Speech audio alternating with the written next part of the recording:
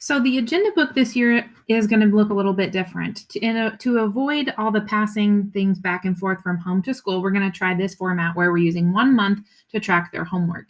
So there's plenty of information on the website about how STAR homework works, but instead of the agenda, this is how they'll track that. And at the end of every month, they can bring this one page back, and that way I can invite them to our homework club party.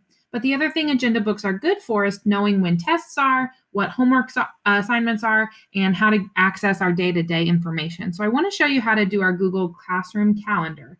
So logging in as a student onto Google Classroom, it looks like this. Now, from the teacher's point of view, I can add students. I added my son, Aiden, and a guardian. I would highly recommend that you take this invitation and familiarize yourself with Google Classroom so that way you can remain involved and see what they're doing. And so once you have accepted that invitation, then I too will be able to see who's accessing the student or the guardian. You'll also get a summary report each week. In your preferences, you can change how often you want the summary reports to come out.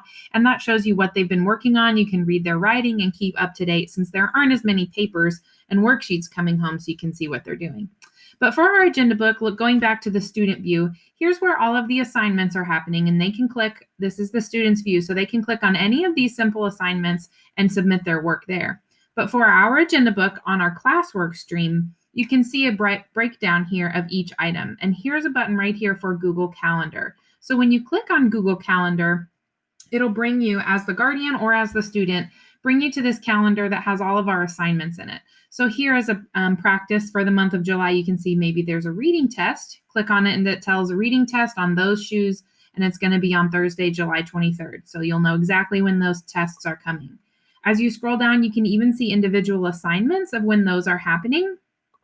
And you can see when those are happening.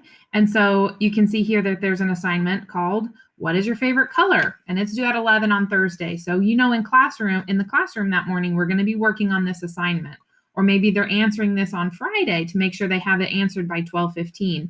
And so this is really helping us get a breakdown. Now, if you'd like to add this to your personal calendar, like I use the Apple app for calendars, you just check over here to the side. And you can check this box that says Mrs. Duggar's class and make sure that your box is highlighted. And then all the assignments and testing dates and notable occasions, everything in our classroom will go right onto your phone or the calendar app that you use. And so it's really easy. You just check it. If it's too much and you feel like you don't need it, then you just uncheck it. And then when you want to check back in later, check the box there. So it makes it pretty easy for you and your student to check on what we're doing, and it's all updated immediately.